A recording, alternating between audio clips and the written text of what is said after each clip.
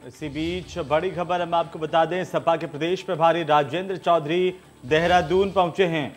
Party पदाधिकारियों के साथ बैठक करेंगे। राजेंद्र चौधरी प्रदेश कार्यकारिणी की बैठक में भी शिरकत करेंगे। बड़ी जानकारी है इस वक्त की। कई लोगों को पार्टी की सदस्यता दिलाई गई है। तो राजेंद्र चौधरी देहरादून पहुंचे हैं। 70 विधानसभा सीटों पर समाजवादी पार्टी यहां पर चुनाव लड़ेगी। सपा के प्रदेश प्रभारी हैं राजेंद्र चौधरी, उनका देहरादून का दौरा। और इस वक्त की महत्वपूर्ण जानकारी है कि पार्टी पदाधिकारियों के साथ वे बैठक करेंगे। राजेंद्र चौधरी देहरादून पहुंच चुके हैं और प्रदेश कार्यकारिणी की बैठक में शिरकत करेंगे। तो कई लोगों को पार्टी की सदस्यता दिलाई गई है। समाजवादी पार्टी आगामी चुनाव में 70 विधानसभा सीटों पर चुनाव लड़ेगी। तो उत्तराखंड की सभी 70 सीटों पर चुनाव लड़ेगी समाजवादी पार्टी। बड़ी जानकारी, समाजवादी पार्टी के प्रदेश प्रभारी पहुंचे देहरादून और यहां पर राजेंद्र चौधरी पदाधिकारियों के साथ बैठक करेंगे। आगे की रणनीति बनाएंगे और किस तरीके से पार्टी चुनाव में जाएंगी, इसे लेकर के मंथन करेंगे। कई लोगों को पार्टी की सदस्यता यहां पर दिलाई गई है। 70 विधानसभा सीटों पर समाजवादी पार्टी चुनाव लड़ेगी। इसी बीच खबर है कि प्रदेश प्रभारी सपा के राजेंद्र चौधरी पहुंच चुके हैं देहरादून। यहां पर कई कार्यक्रमों में हिस्सा लेंगे। पार्टी के पदाधिकारियों के साथ बैठक भी करेंगे। चुनावी रणनीति पर मंथन और साथ ही साथ आगामी चुनाव को लेकर के कौन प्रत्याशी होंगे, किस तरीके से पार्टी चुनाव में जाएगी, इन तमाम मसलों को लेकर के बातचीत की जाएगी। तो देहरादून से बड़ी जानकारी, समाजवादी पार्टी के प्रदेश प्रभारी राजेंद्र चौधरी देहरादून पहुंचे हैं। यहां पर पार्टी के पदाधिकारियों के साथ बैठक करेंगे और आगामी रणनीति पर मंथन करेंगे। बड़ी खबर है इस वक्त की। तो सपा इस बार सभी 70 सीटों पर चुनाव लड़ेगी उत्तराखंड में। देहरादून से बड़ी खबर है, सपा के प्रदेश प्रभारी देहरादून पहुंचे हैं। यहां पर समाजवादी पार्टी के पदाधिकारियों की बैठक होगी और पार्टी के पदाधिकारियों के साथ राजेंद्र चौधरी चर्चा करेंगे।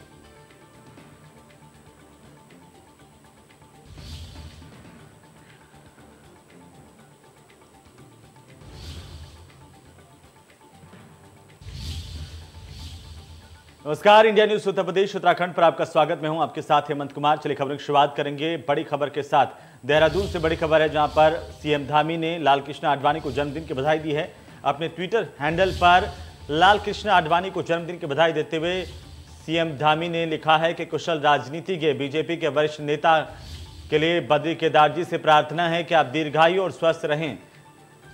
पुष्कर सिंह धामी ने भारतीय जनता पार्टी के वरिष्ठ नेता और मार्गदर्शक मंडल के सदस्य लाल कृष्ण आडवाणी को जन्मदिन की बधाई दी है। इससे पहले आज सुबह प्रधानमंत्री नरेंद्र मोदी ने लाल कृष्ण आडवाणी के घर जाकर जन्मदिन की शुभकामनाएं दी, उनकी दीर्घायु की कामना की।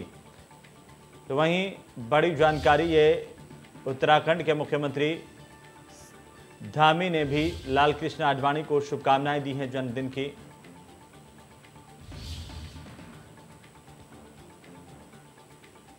ये तस्वीर आज सुबह की है, जब प्रधानमंत्री नरेंद्र मोदी पहुंचे थे। उनके साथ एम वेंकैया नायडू और केक काटकर लाल कृष्ण आडवाणी का जन्मदिन मनाया गया है। भारतीय जनता पार्टी के वरिष्ठ नेता और मार्गदर्शक मंडल के सदस्य लाल कृष्ण आडवाणी के जन्मदिन पर उनके घर पर कई दिग्गजों का जमावड़ा देखने को मिला, जहां पर पीएम मोदी, गृह मंत्री अमित शाह, एम वेंकैया नायडू, तमाम नेता पहुंचे थे और शुभकामनाएं दी हैं लाल कृष्ण आडवाणी को। वहीं उत्तर प्रदेश के मुख्यमंत्री धामी ने भी लाल कृष्ण आडवाणी को अपनी शुभकामनाएं जन्मदिन पर दी हैं, साथ ही उनकी दीर्घायु की कामना की है। तो ये बड़ी जानकारी इस वक्त की, सीएम धामी ने लाल कृष्ण आडवाणी को जन्मदिन की शुभकामनाएं दी हैं। कुशल राजनीति के बीजेपी के नेता के लिए बद्री केदार जी से प्रार्थना है कि आप दीर्घायु और स्वस्थ रहें।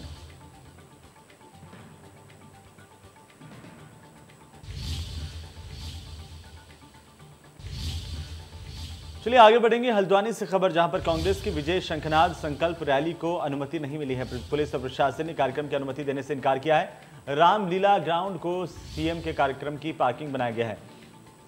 11 नवंबर को कांग्रेस के विजय शंखनाद संकल्प जनसभा होनी है। पूर्व मुख्यमंत्री हरीश रावत और प्रीतम सिंह को इसमें शामिल होना था। कार्यक्रम की परमिशन नहीं मिलने से कांग्रेस के कार्यकर्ताओं में गहरा आक्रोश है। आज 12 बजे बीजेपी सरकार का पुतला फूंकेगी कांग्रेस पार्टी, और कांग्रेस पार्टी की तरफ से लगातार इस रैली को लेकर तैयारी की जा रही थी, लेकिन अब ऐन वक्त पर प्रशासन की तरफ से स्वीकृति नहीं दी गई है। कांग्रेस के विजय शंखनाद संकल्प रैली को अनुमति उत्तराखंड में नहीं मिली है। पुलिस प्रशासन ने कार्यक्रम की अनुमति देने से इनकार किया है। इसे लेकर के कांग्रेस कार्यकर्ताओं में गहरा आक्रोश है।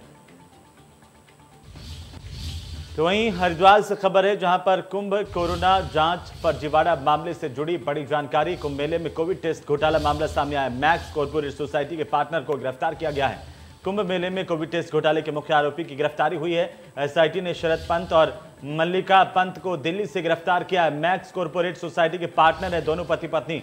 हरिद्वार में कुंभ मेले के दौरान कोरोना जांच में घोटाला किया गया था। जून महीने में हरिद्वार कोतवाली में मुकदमा दर्ज करवाया गया था और एसआईटी इस पूरे मामले की जांच कर रही है।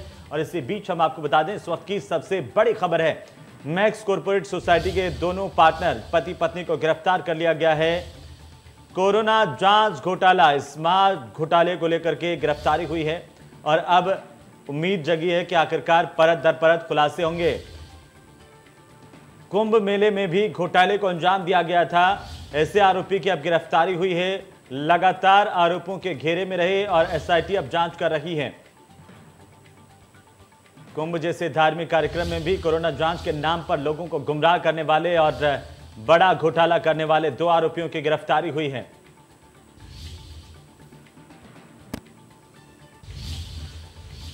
तो वहीं आने वाले 2022 के विधानसभा चुनाव की तैयारी में जुटी बीजेपी की महिला मोर्चा के प्रदेश अध्यक्ष और विधायक रितु खंडूरी का चंपावत जाने के दौरान खटीमा में महिला कार्यकर्ताओं की ओर से टोल टैक्स पर जोरदार स्वागत किया गया। साथ ही खटीमा में बीजेपी के महिला कार्यकर्ताओं की ओर से स्वागत किए जाने से गदगद बीजेपी विधायक और महिला मोर्चा के प्रदेश अध्यक्ष रितु खंडूरी ने मीडिया से रूबरू होते हुए कहा कि प्रदेश में जल्द होने वाले 2022 के विधानसभा चुनाव के लिए पार्टी ने महिला कार्यकर्ताओं को प्रमुख भूमिका में रखा है और महिला कार्यकर्ता भी आने वाले विधानसभा चुनाव में अपनी भूमिका से पार्टी की जीत में महत्वपूर्ण योगदान देंगी।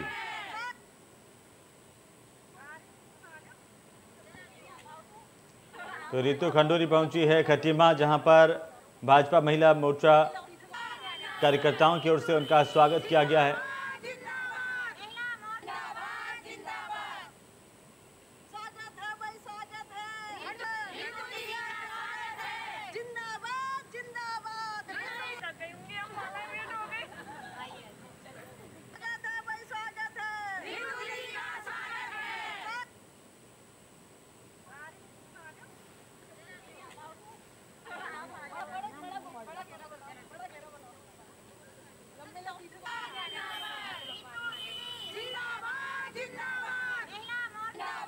देखिए, जैसे आप जानते हैं, उत्तराखंड में आज से नहीं बहुत पहले से महिला सशक्त रही है और राजनीति में उसने बहुत बढ़िया भागीदारी दी है और मुझे पूर्ण विश्वास है कि 22 के चुनाव में भी हमारी बहनें मोर्चा संभालेंगी और ज़बरदस्त तरीके से पार्टी को दोबारा 22 में उत्तराखंड में काबिज करेंगी। शुरू से ही मैं इस बात को कहती आई हूँ कि मेरी बहन सशक्त है, मजबूत है और अब उसको जो मेन स्ट्रीम राजनीति है उसमें भी मौका पूरी तरह से मिलना चाहिए और ज़्यादा से ज़्यादा टिकट बहनों को मिलने चाहिए।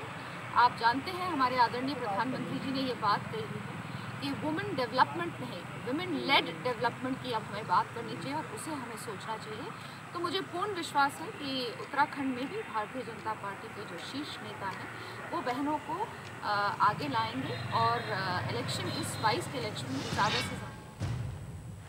वहीं उत्तराखंड के पूर्व सीएम हरीश रावत हरिद्वार पहुंचे। हरीश रावत बीएचईएल परिसर के सेक्टर 4 स्थित सामुदायिक केंद्र में छठ पर्व पर आयोजित सांस्कृतिक कार्यक्रम में शिरकत करने के लिए पहुंचे थे। इस दौरान हरीश रावत ने पूर्वांचल के लोगों को छठ पर्व की शुभकामनाएं दी और कहा कि उनके लिए देवस्थानम बोर्ड भंग है और आज भंग नहीं होता तो उनकी सरकार आने पर जरूर भंग होगा। वहीं जनता से घोषणा पत्र मांगे सुझावों पर उन्होंने कहा कि इसके लिए उन्हें 9 तारीख का इंतजार है।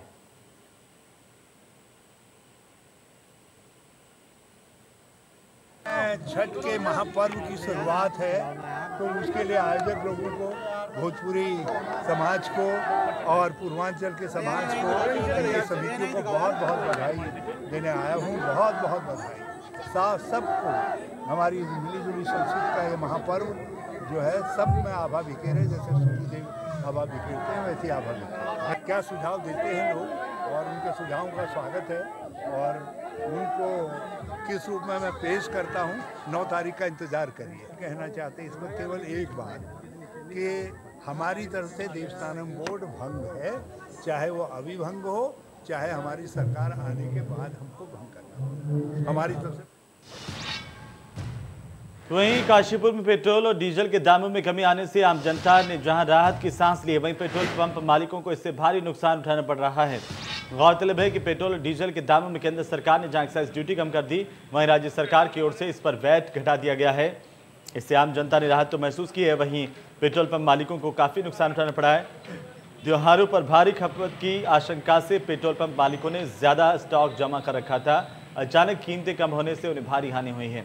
एक पेट्रोल पंप मालिक ने कहा कि नुकसान का संज्ञान लेते हुए सरकार को हमारे बारे में भी सोचना चाहिए। इस नुकसान की भरपाई आखिरकार हम कैसे करें।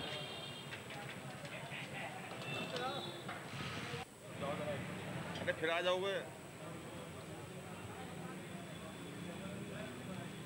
पेट्रोल के बारे में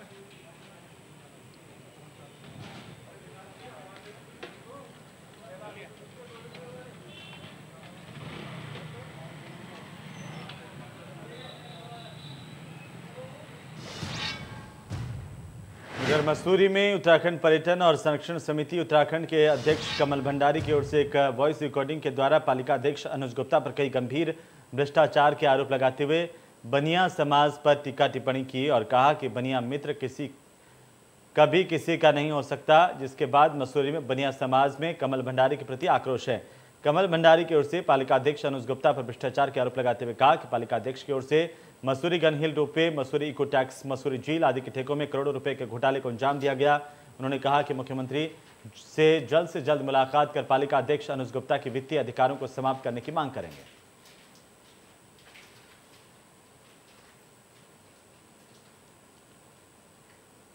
कमल भंडारी की टिप्पणी से बनिया समाज में आक्रोश है। कमल भंडारी ने कहा कि बनिया मित्र ना कभी किसी का हुआ है ना कभी हो सकता है और इस पर बनिया समाज की ओर से आक्रोश व्यक्त किया गया है।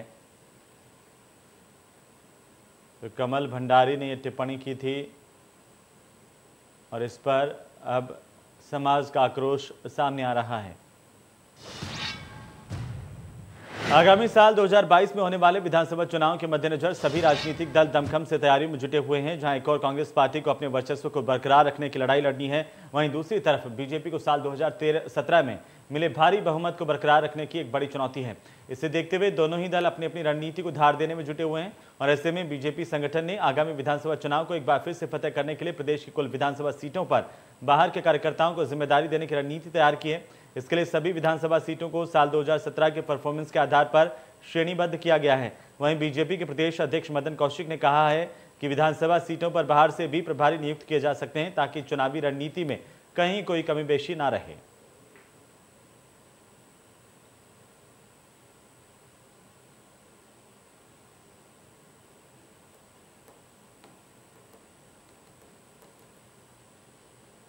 हाँ, जो हमारा दायित्व है वो तो पूरा है, लेकिन हम लोगों ने जो रणनीति बनाई उस रणनीति के अनुसार कुछ विधानसभा हमने चिन्हित किए। उन विधानसभाओं में अलग से प्रत्येक विधानसभा के लिए एक इंचार्ज जो बाहर से आएंगे, वो हम विशेष रूप से जो विधानसभा हमारी हमने 2017 के आंकड़े उठाए हैं, हमने विधानसभाओं को कैटेगरी पे बनाया है। ऐसी विधानसभाएं जो हमने बहुत बड़े मार्जिन से जीती है, जो मीडियम से जीती है, जो कम मार्जिन से जीती है, सारी कैटेगरी बना के हमने अलग भी इस प्रकार कुछ विधानसभाएं चिन्हित करके अलग अलग बाहर से कार्यकर्ताओं को हम जिम्मेदार। चलिए इसी के साथ ही इस बुलेटिन में फिलहाल नहीं, आप देखते रहिए इंडिया न्यूज़। नमस्कार।